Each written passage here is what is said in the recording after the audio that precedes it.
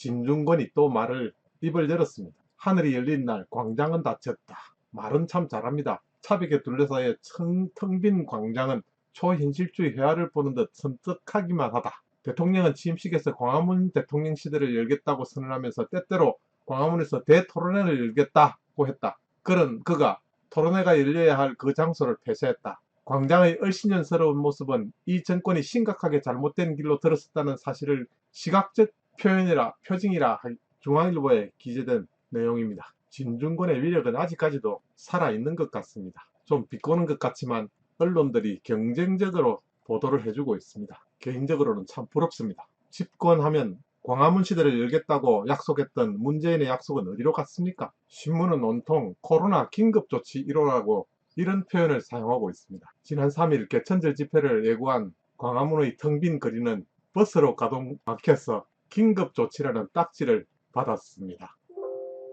2011년 헌재는 차벽을 위헌으로 판정했습니다. 불법 폭력 집회나 시위의 가능성이 있다고 하더라도 이를 방치하는 조치는 개별적 구체적 상황에 따라 최소한의 범위에서 이루어져야 한다. 대통령 자신도 야당 시절 차벽을 반헌법적으로 비난했습니다. 문제는 여론조사에서 국민의 70%가 집회를 원천 봉쇄하는 것이 여기에 찬성표를 택했습니다. 모든 어려운 단어 다 집어치우고라도 홍준표가 대통령이었다면 이런 일이 벌어졌겠습니까? 홍준표라면 이런 일을 방치했겠습니까? 시즌2 만홍대로 시작하고 있습니다. 만약에 홍준표가 대통령이었다면 이런 가정하에서 한번 생각해보는 기회를 가져보겠습니다. 국가는 약속을 지켜야 합니다. 광화문 시대를 열겠다는 그 문재인의 약속은 어디로 갔습니까?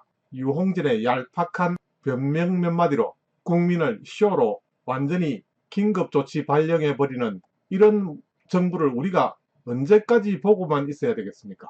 황당해서 말이 안 나온다고 합니다. 코로나는 일상인가 비상인가 이런 말들을 합니다. 왜 무리수를 두는가? 여전히 K방역의 국뽕에 취해 있기 때문에 그렇다고 합니다. 일상이 비상으로 규정되면 비상은 일상이 된다고 합니다. 이런 언론들의 비판도 어느덧 일상이 되어가고 있습니다. 이러는 사이에 새로운 바이러스가 찾아오는 주기는 점점 짧아지고 있다고도 이야기하고 있습니다. 문제는 지금 시국이 비상인지 아닌지 누가 결정하느냐, 이것이 문제입니다.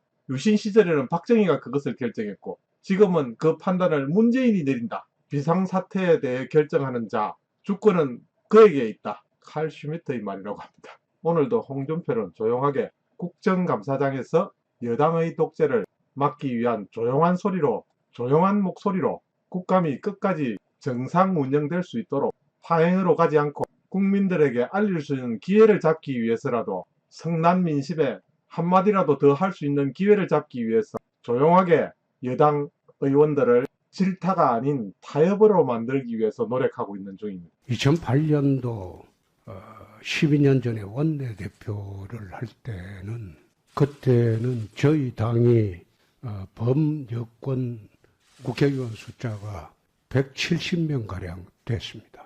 민주당은 그때 81명이었습니다. 그런데 개원협상을 하면서 절대 밀어붙이지 않고 6월부터 8월 중순 넘어서서 2달 반 동안 민주당과 협상을 해서 민주당이 요구하는 안을 거의 다 받아들이고 8월 말경에 합의 개원을 했습니다. 그때 원혜영 민주당 대표님, 정세균 당대표님 모시고 그때 2008년도 그런 식으로 국회 운영을 했습니다. 그런데 이번에 이제 국회에 8년 만에 들어와 보니까 2008년도 상황하고 거의 유사하게 여야가 뒤바뀌어져 있었는데 국회 운영은 정반대 상황으로 운영되는 것을 쭉 봐왔습니다. 지난번에 부동산 3법 처리할 때도 이거는 좀 아니다. 그런 생각을 했고, 최근에 이제 어제 한기호 간사가 사퇴를 했는데, 저는 그걸 보면서 국방위만큼은 이 정쟁의 대상으로 삼아서는 안 된다. 그런데 추미애 장관 아드님 그 병무 관리 문제는 전 국민의 관심사이기 때문에 불가피하게 두세 사람의 정의는 채택을 하는 게 옳지 않느냐.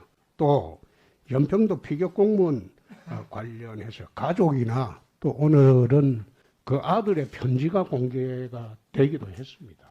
그러면 국민들이 보는 국방위의 가장 큰 쟁점은 사실 추미애 장관의 아들의 병무관리 문제와 연평도 그 피격 공무원 그 문제가 가장 집중이 되는 것인데 여기에 아무런 정인 없이 끝내자고 하는 것은 나는 이게 좀 과하지 않느냐 그런 생각이 들었습니다. 안녕하십니까. 작심삼일 비디오이기는 홍준표를 넘어 자유보수가 선거에서 이기는 그날까지 여러분들과 함께 하겠습니다. 아직도 구독과 좋아요 누르지 않으신 분 꾹꾹꾹 부탁드립니다. 네, 감사합니다.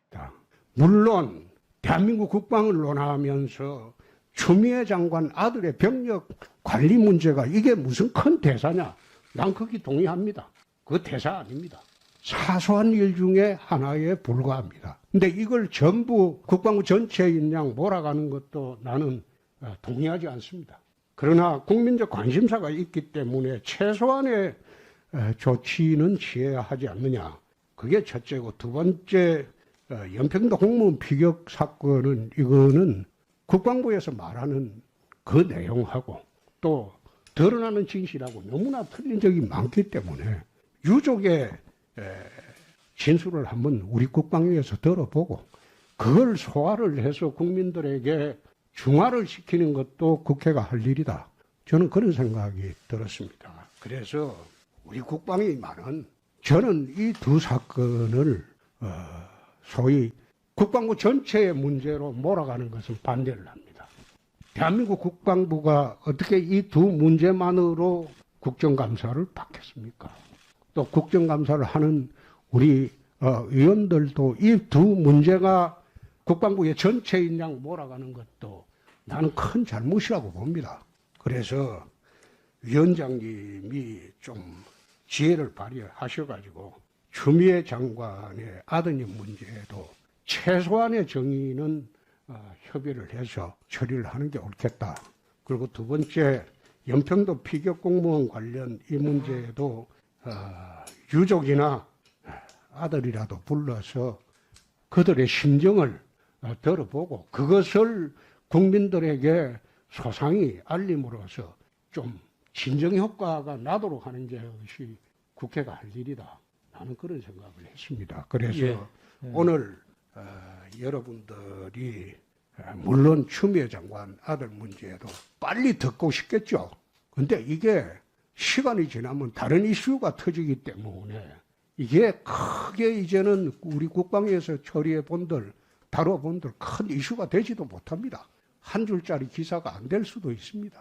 그래서 여기에 너무 과민하게 생각하지 마시고 국회 본연의 자세로 돌아가서 또 국방위원회 본연의 자세로 돌아가서 정쟁으로 끝내지 말고 서로 타협하고 협의해서 또 야당 간사의 입장도 좀 존중해서 그렇게 좀 위원장님이 중재를 하셔가지고 오늘 회의 끝나고 나서라도 좀 국방위를 서로 여야가 대한민국 5천만 국민의 안전과 생명을 위한다는 그런 자세로 임해줬으면 정쟁으로 얼룩지지 않았으면 하는 한교 군사가 사퇴를 했는데 위원장님이 사퇴를 철회하도록 그렇게 좀 설득을 해서 우리 위원회가 원만하게 여야가 합의로 운영될 수 있도록 좀 해주시는 알겠습니다. 그렇게 좀 해주셨으면 합니다. 예, 감사합니다. 알겠습니다. 부탁드립니다. 예, 알겠습니다. 지난번에 국방위 비공개 회의 때 저는 들어가지 않았습니다. 거기 들어가게 되면 SI 첩보를 보고를 받는 자리가 될 것이고 저는 국방위가 지금 두 번째입니다. 2008년도 국방위를 하고 그 당시에 2년간 국방위를 했기 때문에 SI 부대의 첩보를 듣게 되면 그거는 군사기밀이 되고 어차피 그것은 언론에 공개될 건데 마치 제가 그 혐의자가 될 것 같은 기분이 들어서 내 비공개회의에 참석하지 않았습니다. 그러나 독일 정보위 같은 경우에 보면 국가의 최고 기밀을 정보위원들에게 다 보고를 합니다. 근데 그 보고를 받은 정보위원들은 각 당의 대표한테만 보고를 합니다. 절대 언론에 개별적으로 공개는 하지 않고 그 당의 대표한테만 보고합니다. 그러면 그 당의 대표가 국가정책 전체에 대한 운용을 어떻게 할 것이냐, 그 당의 대표가 결정하는 겁니다. 지금 주호영 대표가 그런 이야기하는 것을 비난을 하고 있는데 나는 그게 옳지 않다는 생각이, 우리 당의 의원들이 주호영 대표한테 그 SI 첩보를 보고하는 것은 당연한 겁니다. 그건 독일 정보위원회도 그렇게 하고 있고요. 그리고 그 당의 대표가 이것을 어떻게 활용할 것이냐, 그것은 대표의 결정 사항입니다. 그래서 그 문제를 두고 자꾸 이야기하는 것은 나는 옳지 않다는 생각이고, 두 번째, 추미애 장관의 아드님 문제는 이미 무혐의 처분이 되었기 때문에 검찰 자체의 절차로 항고 그리고 재정 신청 절차가 남아 있습니다.